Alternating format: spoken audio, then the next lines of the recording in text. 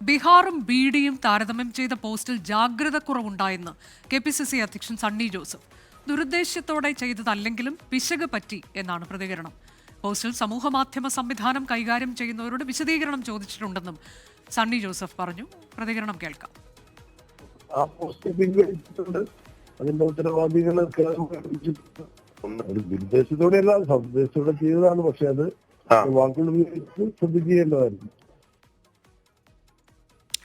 അരുൺ പൂപ്പറമ്പ വിവരങ്ങളുമായി. അരുൺ, ഇതിനോടകം തന്നെ തേജസ്വി യാദവൊക്കെ വലിയ വിമർശനം ഈ വിഷയത്തിൽ ഉന്നയിച്ചിട്ടുണ്ട്. വോട്ടർ അധികാർ യാത്രയ്ക്കൊക്കെ തൊട്ട് പിന്നാലെ ഇങ്ങനെ ഒരു പരാമർശം വരുന്നത് മോശം ആണ് എന്നൊക്കെ അവർ ചൂണ്ടിക്കാട്ടുകയും ചെയ്യുന്നുണ്ട്. ഇതിൽ പിഴവ് പറ്റിയെന്നതാണോ KPCCയുടെ സമ്മതം?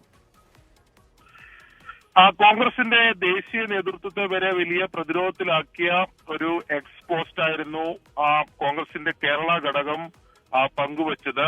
ബിഡിയും അതോടൊപ്പം തന്നെ ബീഹാറിനെയും താരതമ്യപ്പെടുത്തിയുള്ള എക്സ്പോസ്റ്റ് ആയിരുന്നു. അതിൽ ഈ ബിഡിയുടെ GST നിരക്ക് കുറച്ചതുമായി ബന്ധപ്പെട്ട് ബിഡിയും അതോടൊപ്പം തന്നെ ബീഹാറും അതിൽ തുടങ്ങുന്ന അക്ഷരം തുടങ്ങുന്നത് ബിയിലാണ്. അതുകൊണ്ട് ഒരു ബിഡി ഒരു കുറ്റകരമല്ല എന്ന തരത്തിലുള്ളൊരു എക്സ്പോസ്റ്റ് പങ്കുവച്ച് അത് വലിയ വിവാദമായി. ബീഹാറിനെ തന്നെ അപമാനിക്കുന്ന രീതിയിലുള്ള പോസ്റ്റാണ് എന്ന തരത്തിൽ BJPയും അതോടൊപ്പം തന്നെ JDU ഉൾപ്പെടെയുള്ള പാർട്ടികൾ വലിയ വിമർശനം ഉന്നയിക്കുകയും അതിൽ പ്രതിരോധത്തിലാവുകയും ചെയ്തിരുന്നു.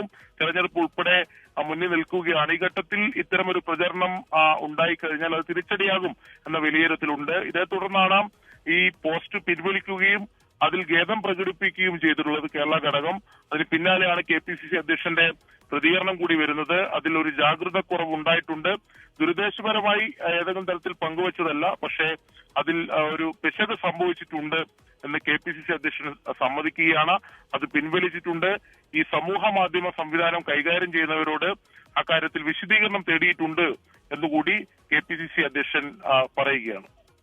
അതാണ്, സോഷ്യൽ മീഡിയ കൈകാര്യം ചെയ്യുന്നവരോട് വിശദീകരണം തേടിയിട്ടുണ്ട് ബീഹാർ BD പരാമർശത്തിൽ എന്നുള്ളതാണ് KPCC അധ്യക്ഷന്റെ നിലപാട്. ആ പോസ്റ്റ് പിന്നീട് പിൻവലിക്കുകയും ചെയ്തു.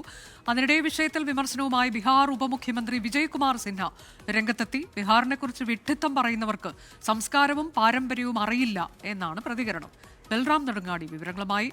ബൽറാം, ഇത് വലിയ വിവാദ വിഷയമായി മാറിയിട്ടുണ്ട്. RJD അവരുടെ എതിർപ്പ് അറിയിച്ചു കഴിഞ്ഞു. കൂടുതൽ കക്ഷികൾ ഈ വിഷയം ഏറ്റെടുക്കുകയാണോ? പ്രതിഷേധം ഉയരുകയാണോ കൂടുതൽ?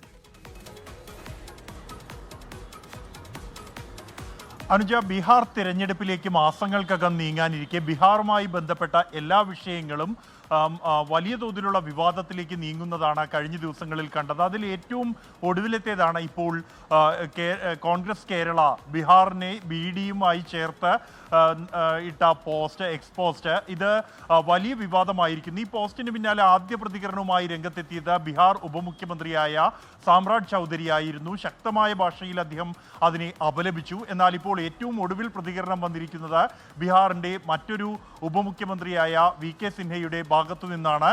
ശക്തമായ ഭാഷയിൽ തന്നെയാണ് അദ്ദേഹത്തിൻ്റെ പ്രതികരണവും വന്നിരിക്കുന്നത്. ബീഹാറിനെ കുറിച്ച് വിഡ്ഢിത്തം പറയുന്നവർക്ക് ബീഹാറിൻ്റെ സംസ്കാരവും പാരമ്പര്യവും അറിയില്ലെന്നും ബീഹാർ ഇല്ലാതെ രാജ്യത്തിൻ്റെ ചരിത്രം അപൂർണമാണ് എന്നും ബീഹാറിനെ കളങ്കപ്പെടുത്താൻ ശ്രമിക്കുന്നത് വിഡ്ഢികളാണ് എന്നുമാണ് അദ്ദേഹത്തിൻ്റെ പ്രതികരണം. ഒപ്പം തന്നെ ബീഹാറിനെ കളങ്കപ്പെടുത്തുന്ന അസുരന്മാരുടെ നാശം ഉറപ്പാണ് എന്നും അദ്ദേഹം പ്രതികരിച്ചിരിക്കുന്നു. ഈ വിഷയത്തിൽ കോൺഗ്രസിനെ കൂടുതൽ പ്രതിരോധത്തിലാക്കിക്കൊണ്ട് RJD നേതാവ് തേജസ്വി യാദവ് തന്നെ ശക്തമായ പ്രതിഷേധവുമായി രംഗത്തെത്തിയിരുന്നു.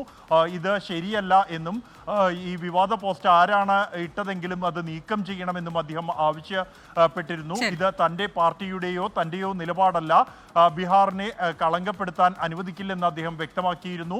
കൂടാതെ ബീഹാറിലെ വിവിധ രാഷ്ട്രീയ പാർട്ടികൾ ഈ പോസ്റ്റിനെതിരെ രംഗത്തെത്തിയിട്ടുണ്ട്. പ്രത്യേകിച്ച് ചിരാഗ് പസ്വാൻ അടക്കമുള്ളവർ ശക്തമായ ഭാഷയിലാണ്. വലിയ വിമർശനമാണ് ബീഹാർ BD പോസ്റ്റുമായി ബന്ധപ്പെട്ട്, KPCCയുടെ പോസ്റ്റുമായി ബന്ധപ്പെട്ട് ഉയർന്നു വരുന്നത്.